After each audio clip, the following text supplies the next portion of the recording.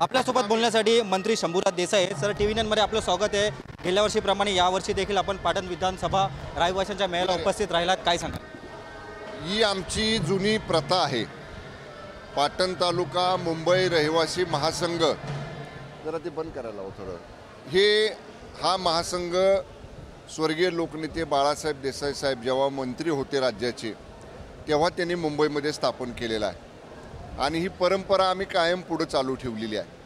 वर्षातून एकदा वर्षातून दोनदा आम्ही हा मेळावा घेत असतो, कारण आमच्या मतदारसंघातली लोक व्यवसायानिमित्त, नोकरीनिमित्त, इतर काही कामानिमित्त भरपूर लोक मुंबईमध्ये आहेत आणि मग त्यांचा संवाद व्हावा, त्यांच्या गाठीभेटी व्हाव्यात म्हणून ही आमची पद्धत आहे। त्याप्रमाणे हा मेळावा घेतलेला आहे आणि विधानसभा मतदारसंघात आमदार आपला काय काम करतो, कारण मुंबईमध्ये राहणाऱ्या लोकांचं फार कमी येणं जाणं गावाकडे असतं, काही कार्यक्रमानिमित्त किंवा ह्याच्या निमित्त त्यांना त्यांच्या काही सूचना असतील बाबा काय कामं अजून व्हावीत गावामध्ये, तर असा तो एकमेकांचा संवाद होत असतो। त्याप्रमाणे ही आमची प्रथा आहे, परंपरा आहे। त्याप्रमाणे हा मेळावा मी या ठिकाणी घेतलेला आहे। काही लोकांनी मागच्या 15 दिवसापूर्वी नाही का ह्याच ठिकाणी मोठ्या नेत्यांना बोलवलं होतं आणि तिथं किती गर्दी होती, आत्ता किती आहे हे आता तुम्ही बघा, त्यामुळं मी काही त्याच्यावर भाष्य करणार नाही।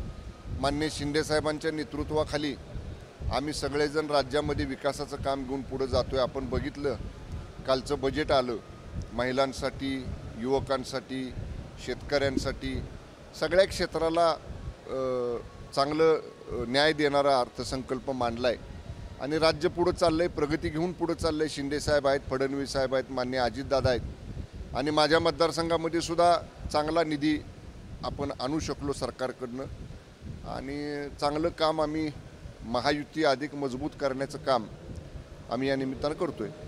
देसाई साहेब, काही दिवसांपूर्वी सह्याद्रीवरती बैठक होती आरक्षणासंदर्भात, तेव्हा भुजबळ असे म्हणतात आहे की शरद पवारांनी फोन केला विरोधी पक्षनेत्यांना, त्यामुळे विरोधी पक्षनेते हे या बैठकीत उपस्थित राहिले नाही आरक्षणासंदर्भात। अगदी बरोबर आहे भुजबळ साहेबांचं म्हणणं। मराठा आरक्षण मंत्रिमंडळ उपसमितीची त्यापूर्वी जेव्हा बैठक झाली तेव्हा त्याच्यामध्ये चर्चा झाली की माननीय मुख्यमंत्री आणि दोन्ही उपमुख्यमंत्र्यांशी चर्चा करायची आणि सर्वपक्षीय बैठक घ्यायची। सर्वपक्षीय बैठकीचं ऑफिशियल नोटीस काढलं आपण विभागामार्फत, सर्व मान्यवरांच्या ऑफिशियल ईमेलवरती ते पाठवलं। मंत्रालयातल्या सचिवांनी सर्व संबंधित विरोधी पक्ष नेत्यांना स्वतः फोन केले, काही विरोधी पक्षाच्या नेत्यांना भुजबळ साहेबांनी फोन केले। आपल्याला माहिती आहे ज्या दिवशी बैठक निर्धारित होती त्या दिवशी अतिवृष्टी, खूप मोठा पाऊस झाला। माननीय मुख्यमंत्र्यांनी लगेच बोलवून मला सांगितलं की पावसामुळं काही नेत्यांना बैठकीला यायला अडचण होईल, येऊ शकणार नाहीत, आजची बैठक आपण उद्या घ्या। आम्ही लगेच सुधारित पत्र काढलं। मी संबंधित सामान्य प्रशासन विभागाच्या सचिवांना सांगितलं की तुम्ही सगळ्या मान्यवरांच्या श्रेय सहायकांना फोन करा, त्यांच्या कार्यालयामध्ये फोन करा आणि फक्त दिवस एक पुढे गेलेला आहे, त्याच ठिकाणी त्याच वेळी दुसऱ्या दिवशी बैठक होईल। 6 वाजेपर्यंत विरोधी महाविकास आघाडीचे नेते म्हणले आम्ही येणार आहे। अगदी सभागृहामध्ये माननीय बाळासाहेब थोरात साहेबांनी सांगितलं, माननीय CM साहेबांनी की पृथ्वीराज चव्हाण साहेबांना पत्र द्या बैठकीचं आणि त्यांना बोलवा। आम्ही त्याप्रमाणे पृथ्वीराज चव्हाण साहेबांना पत्र दिलं, त्यांना बोलवलं आणि ऐनवेळी त्यांनी सांगितलं की आता आम्ही बैठकीला येणार नाही। म्हणजे जेव्हा मराठा आरक्षण आणि OBC आरक्षण दोघांच्यामध्ये समन्वय ठेवून कोणावरही अन्याय न करता हा प्रश्न सोडवायची वेळ आली होती, त्यावेळी महाविकास आघाडीच्या 3 प्रमुख नेत्यांनी पळ काढला, 3 प्रमुख पक्षांनी, आणि ते बैठकीत आले नाहीत। ते जरी आता आले नसले तरीसुद्धा आम्ही कुठं थांबलेलो नाही। मी आज देखील सांगितलं, मान्य मनोजदादांच्याशी मी चर्चा करायला गेल्या महिन्यात गेलो, 13 तारखेला 1 महिन्याचा कालावधी संपला आहे, एकही दिवस आम्ही वाया घालवलेला नाही। अगदी अधिवेशन चालू होतं तरी जेवढ्यापुरतं आमचं कामकाज असायचं तेवढ्यापुरतं आम्ही सभागृहात जायचो। इतर वेळी मराठा आरक्षण, OBC आरक्षणावरच आम्ही या ठिकाणी सगळं काम विभागामध्ये करतोय। सरकार सकारात्मक आहे। आम्ही एक सांगतो तुम्हाला, या सरकारची भूमिका दुसऱ्या कुणाच्या ताटातलं काढून आणखीन दुसऱ्या कुणाच्या ताटात देण्याची आमची भूमिका नाही। कुणाचंही आम्ही काढून घेणार नाही। स्वतंत्र 10% आरक्षण मराठा समाजाला दिलेलं आहे। राहिला प्रश्न कुणबी प्रमाणपत्र शोधायचा। जस्टिस शिंदे समिती हे कुणबी प्रमाणपत्र शोधायचं काम करते आहे। हैदराबाद गॅजेटचा विषय मनोजदादा जरांगे पाटलांनी मांडला। आमची 11 अधिकाऱ्यांची टीम हैदराबाद गव्हर्नमेंटकडे 4 दिवस जाऊन आली. 8,500 डॉक्युमेंट्स आहेत. त्या 8,500 डॉक्युमेंट्ससुद्धा आमच्या अधिकाऱ्यांनी पाहिलेले आहेत. ती डॉक्युमेंट्स सर्टिफाय करून आम्हाला घ्यायची आहेत. म्हणजे उद्या बघा, आम्ही स्कॅनरमध्ये ते डॉक्युमेंट स्कॅन केलं आणि आणलं आणि त्या स्कॅन केलेल्या डॉक्युमेंटच्या आधारे आम्ही एखादा दाखला सोडला आणि उद्या कोर्टात चॅलेंज झाला आणि कोर्टाने विचारलं ह्याच्यावर शिक्का नाही कुणाचा. म्हणून आत्ता ज्यांच्या कस्टडीमध्ये ते डॉक्युमेंट्स आहेत, कुणाच्या कस्टडीत आहेत? तेलंगणा गव्हर्नमेंटच्या कस्टडीत आहेत.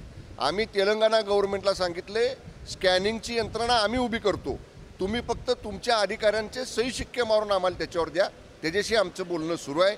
आमचे मुख्य सचिव मॅडम आपल्या राज्याचे आहेत, त्या त्यांच्या राज्याच्या मुख्य सचिवांशी बोललेल्या आहेत आणि मला विश्वास आहे की आम्हाला सर्टिफाईड कॉपीज त्या गव्हर्नमेंटकडून मिळतील. भुजबळ असं देखील म्हणतात आहे की माझ्यावर किंवा अजितदादा पवारांवरती राग असेल तर तुम्ही समाजावरती काढू नका, डायरेक्ट शरद पवारांना थेट बोलतात. भुजबळ साहेब ह्यांनी पूर्वी पवार साहेबांच्या बरोबर काम केलेलं आहे. पवार साहेबांची काम करायची पद्धत आमच्यापेक्षा भुजबळ साहेबांना जवळनं माहिती आहे. त्यामुळे भुजबळ साहेबांनी कदाचित असं म्हटलं असेल की आता भुजबळ तिथं आहेत म्हणून पवार साहेब बैठकीला येत नाही. तर भुजबळ साहेबांनी सांगितले की बाबा कोण आहे कोण नाही ह्याचा विचार करू नका, कन्सेन्सस तयार करायचं आहे, आपल्याला सर्वमत तयार करायचं, एकमत तयार करायचं आहे. त्यामुळं थोडंसं प्रत्येकाचं काही वेगळे म्हणजे मान सन्मान म्हणा किंवा इतर काही गोष्टी असतील त्या बाजूला ठेवून समाजाच्या हितासाठी, दोन्ही समाजाच्या हितासाठी, ओबीसी समाजाच्या पण हितासाठी आणि मराठा समाजाच्या पण हितासाठी सगळ्या नेत्यांनी माननीय मुख्यमंत्र्यांनी बैठक बोलवली होती. आजपर्यंत कधी असं घडलं नाही. जेव्हा राज्याचे प्रमुख मुख्यमंत्री एखादी बैठक बोलवतात तेव्हा बाहेर मतभेद राजकीय किती जरी असले तरी तुम्ही बैठकीत येऊन मांडा ना की आता काय म्हणणं आहे, ओबीसीतनं मराठ्यांना आरक्षण द्यायचं का नाही, द्यायचं का नाही तुम्ही सांगा, हो म्हणा किंवा नाही म्हणा. किंवा स्वतंत्र आरक्षण 10% दिलंय ना मराठा समाजाला, त्याच्यामध्ये कुणबी प्रमाणपत्र कशी द्यायची, तुमचे सजेशन्स द्या, तुमचं काही त्याच्याबद्दल सूचना असतील तर त्या द्या. एका प्लॅटफॉर्मवर येऊन चर्चा करायला काय हरकत आहे? चर्चा केल्याशिवाय त्यातनं प्रश्न सुटत नाहीत. ओके. असं देखील म्हटलं जातं की आता भुजबळांना सोशल मीडियावरती ट्रोल केलं जात आहे की जरांगे किंवा मराठा नेत्यांबद्दल त्यांच्याबद्दल रोष आहे.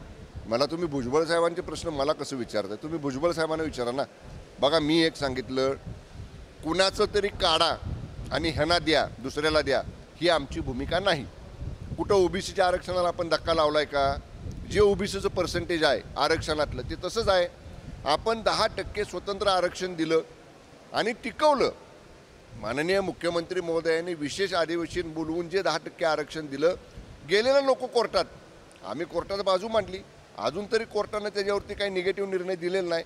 आणि जेव्हा केव्हा त्याचं हिअरिंग होईल, हे 10% आरक्षण कसं योग्य आहे, मराठा समाज आर्थिक मागासलेला कसा आहे, सोशली मागासलेला कसा आहे, हे आम्ही त्या जो अहवाल तयार केला होता तो अहवाल आमच्याजवळ आहे, तो आम्ही कोर्टापुढे मांडू ना. त्यामुळे मला विश्वास आहे जरी ही न्यायप्रविष्ट बाब असली तरी मराठा आरक्षण जे 10% आपण स्वतंत्र दिलेलं आहे ते 100% कोर्टामध्ये सुद्धा टिकेल. धन्यवाद. आपण पाहू शकतो की मराठा आरक्षण जे दिलेलं आहे 10% ते कोर्टामध्ये सुद्धा टिकेल अशी प्रतिक्रिया मंत्री शंभूराज देसाई यांनी व्यक्त केलेली आहे. कॅमेरा पर्सन आदिलसह मी रवी कराड, TV9 मराठी, नवी मुंबई.